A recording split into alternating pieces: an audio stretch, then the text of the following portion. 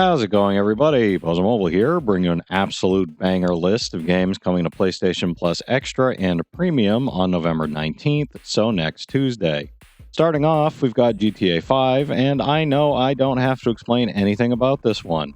Trophy-wise, it's a 4 out of 10 for difficulty and around 200 hours or so to finish everything, but you've all played before, and you know what to expect at this point.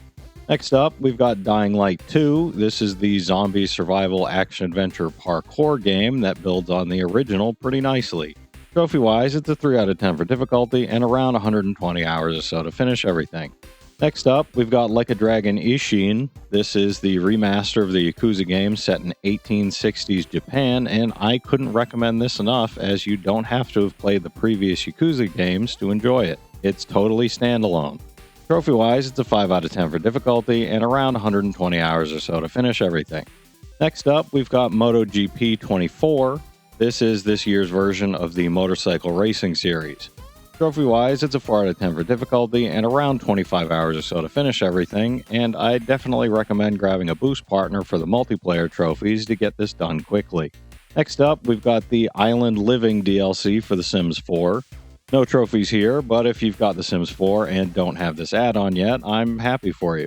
Next up, we've got Digimon Survive. This is a mix of a visual novel and tactical RPG set in the Digimon world. Trophy-wise, it's a 2 out of 10 for difficulty and around 30 hours or so to finish everything, though that is going to require 4 playthroughs to get all the endings. Next up, we've got Overcooked All You Can Eat. This includes both Overcooked and Overcooked 2, as well as all of the DLC content. Trophy-wise, it's a 3 out of 10 for difficulty and around 15 hours or so to finish everything. Just keep in mind that it's only the one single platinum for both games. Next up, we've got Stick Fight the Game. This is the physics-based couch/online fighting game where you fight as stick figures. Trophy-wise, it's a 3 out of 10 for difficulty and only around 5 hours or so to finish everything, so if you've got some friends to play with, you could totally get this done in a day or two.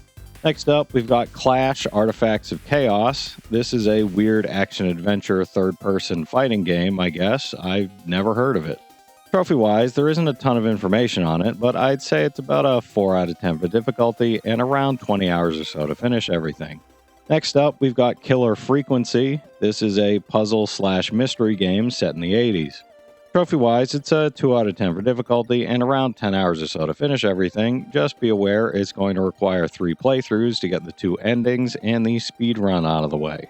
Next up, we've got Hungry Shark World. It's a mobile port similar to Feeding Frenzy, if you remember that from PS3, just bigger and way grindier.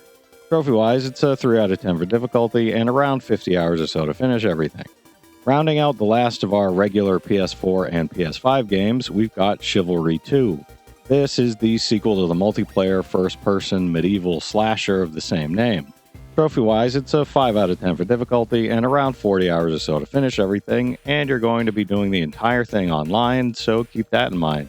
Next up, we've got our one single PSVR game being added with PlayStation Plus Premium, and that's Synapse. This is a roguelike where every time you die, you restart but come back stronger.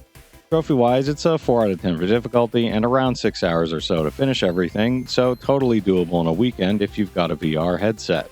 Finally, we've got our PlayStation Plus Premium Classics games, so as usual, I have no idea what the trophy support is going to end up being, but I'll hope for the best, with them recently adding trophies to classics they've added before.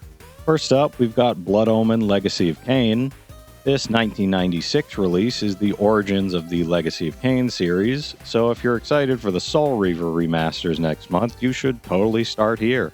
Next, we've got Blood Omen 2. This actually released in 2002 after Soul Reaver and Soul Reaver 2 had come out, but it's an alternate timeline between Blood Omen 1 and Soul Reaver 1. Next, we've got Resistance Fall of Man. This is the 2006 FPS set in an alternate history 1951, and it started the Resistance franchise of shooters as a launch title for PS3. It never got trophy support back in the day, so hopefully they change that now.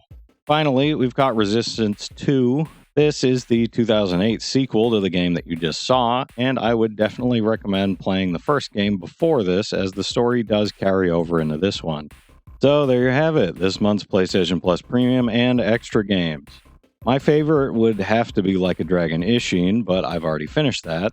If I had to pick just one to get excited about, it's probably the Blood Omen or Resistance games, but let me know in the comments down below which games you'll be going for the Platinum in. And while you're at it, leave a like and subscribe for more PlayStation Plus news and trophy hunting content.